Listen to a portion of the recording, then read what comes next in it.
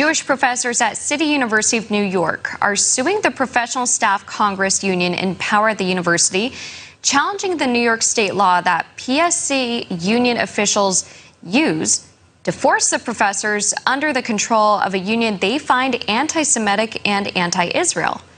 Well, here to discuss the civil rights lawsuit further is Mark Mix, the president of the National Right to Work Foundation, and with the foundation and the Fairness Center representing the plaintiffs. Thank you for joining us.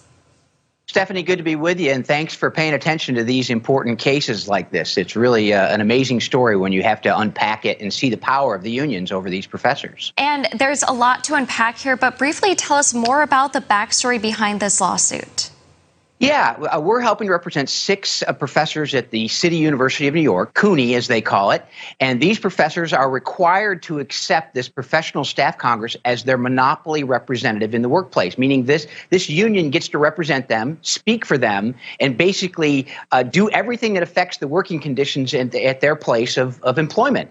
And frankly, this radical union is opposed to the identity, the nationality, the religion of these professors, and have articulated this view, this anti-Israel view, as a statement by this union that represents these Jewish professors. 5 of them Jewish, 1 of them is not.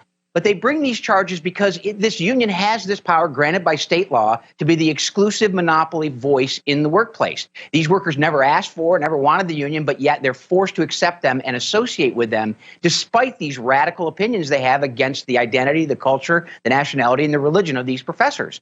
And this is one of thousands and thousands and thousands of cases, Stephanie, where this private organization, this union, has injected themselves between the employees and those that, their employers, if you will, and get to speak for them. These employees, one of the professors has already got the Equal Employment Opportunity Commission to issue a letter saying he's been discriminated against, he's been intimidated, and yet they still have to accept this union as their bargaining agent. So what we're trying to do is attack this First Amendment violation of forced association by showing dramatically, in this case, the power that unions have over these professors. I want to get to that letter that you mentioned in just a moment, but you even wrote an op-ed about the case and how it challenges the concept of public sector union monopoly bargaining. You mentioned how these professors require security detail when on campus and are continuously harassed. Why haven't CUNY officials stepped in to offer their support or condemn these sort of attacks, or have they and we just haven't heard about it?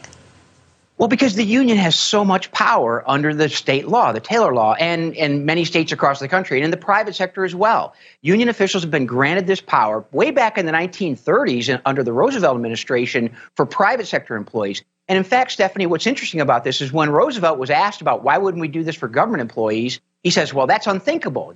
It's not the same as in the private sector where you have competition and competing interests in the workplace. In the public sector, you have this monopoly union, this private organization that gets to inject themselves, most kind of identifiably between taxpayers and elected officials, but here between professors and the university itself. The university is kind of kowtowed by this union. They have to negotiate with them. They have to get along with them. And we've seen in Chicago and Los Angeles and other places where, teachers and union officials demand that teachers just walk out on the job. So this power they have is unique, and it's a special privilege. And so, the university itself those folks may be kind of inclined to support what this so-called Professional Staff Congress wants to do, but they don't have the power to fight back because everything has to be negotiated. And so the union is in a unique, powerful position, and that's one of those places where they really, really want to be. And it basically says they're the single sole monopoly voice in this workplace on behalf of these professors. And going back to that letter that you mentioned earlier, one of the professors, Jeffrey Lax, already, as you mentioned, won a letter of determination from the Equal Employment Opportunity Commission, which found that CUNY and PSC leaders discriminated against him, retaliated against him, and subjected him to a hostile work environment on the basis of religion. Yet PSC officials remain his representative because of New York law. With your lawsuit, what is the end goal if PSC officials still have to represent these professors? Yeah, Stephanie, the goal of the case is 2 parts. One is this abuse of the forced association that comes with the law. We want to strike that down as a violation of the First Amendment. It was about 3 years ago we won a case in the U.S. Supreme Court called Janus v. AFSCME, that basically protects government employees from being forced to pay union dues or fees as a condition of working for their government. And what happened there is the court got to the First Amendment, the free speech part of the First Amendment. There's a second part of that, the speech part, because the money that they were forced to pay was being used for political purposes. And so Justice Alito and 4 other justices in the majority said, look, this is all political speech, so you can't force it, can't compel it under the free speech First Amendment protections. The second part of that is the forced association. You know, they're not a force to pay for this speech, this forced speech, but they're still a force to associate. And we believe the right to associate that exists also presupposes logically the right not to associate. But yet state law in New York and several other states says you must associate as a condition of you working. You must allow this private organization to speak for you. You must allow this private organization to negotiate for you. You must accept what this private organization gets and work under the conditions that they impose on you. So the freedom of association is what we're after here. And we want the unions to be able to say, look, we'll represent you, but you must be, you must accept our representation voluntarily, not through coercion and force. That's the big piece of this case. And this would also apply for like in other different fields, because we hear of people saying that they don't want to join a certain union because of some of the proposals that they endorse. But I want to go back to some of this, that op-ed that you wrote. But speaking of op-eds, CUNY professor Abraham Goldstein, who's one of the plaintiffs in the case, detailed his personal experience with the Professional Staff Congress Union. He also mentioned that 2018 Supreme Court ruling. What do you want people to know about this case and how it's going to possibly affect the outcome of this lawsuit?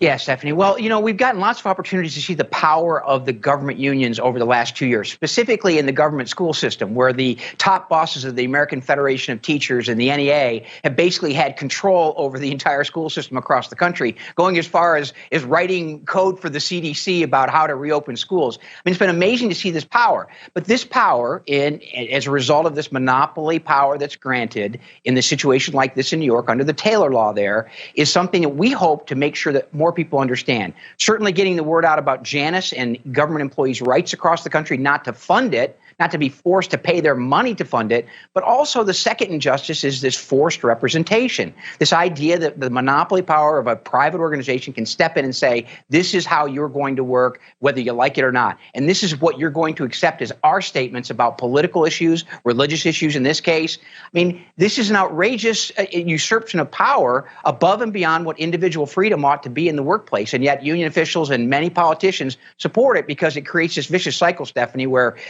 union officials help to elect members of school boards, members of county commissions, members of Congress, members of state legislatures. They provide funding for that. And then they're negotiating with them and on the other side of the table. And that happens all across the country. And so we want people to understand that union officials have been granted this unique monopoly power. And this is how it manifests itself in the workplace. And just to follow up real quickly, do all the plaintiffs in this lawsuit, do they all still work at CUNY? Yeah, all 6 of them do work there in various capacities. And, basically they're all into one big bargaining unit. The adjunct professors are with the senior professors and they negotiate terms for all of them. And we know that, just this negotiation you can't make everybody equal in the workplace. And that kind of violates other rights, too. But that's a bigger issue. But this notion that this organization can threaten and continue to encourage people to threaten students and other people to threaten members that they claim to represent is really an outrage in federal and state labor law. And lastly, where can people go to learn more about this case? Yeah, Stephanie, they can find information about the case at our website, or the foundation's website at nrtw.org, nrtw.org. And again, President of the National Right to Work Foundation, Mark Mix, thank you so much again for your time. Stephanie, thank you for bringing this important issue to folks' attention. Thank you.